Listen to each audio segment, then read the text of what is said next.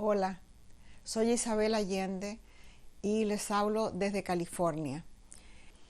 Yo espero que con esto de la pandemia, que yo creo que va a seguir por varios meses más, podamos ir imaginando desde ya cómo queremos vivir el futuro, cómo queremos que sea la nueva normalidad.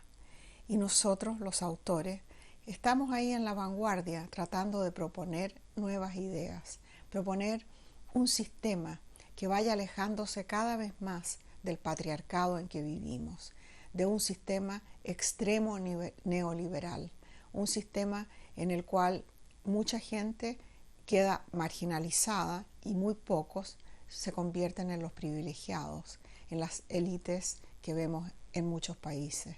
Esta injusticia crea un clima de violencia que está ahí, latente, y que se manifiesta en todos los aspectos de la sociedad y también de la cultura.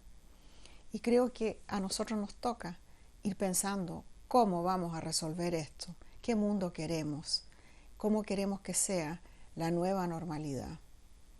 Y yo creo que todos nosotros que estamos aquí abocados a imaginar una nueva constitución para Chile, una constitución inclusiva que represente todas las voces, tenemos que también pensar que esa constitución sea el fundamento de una nueva normalidad. Gracias.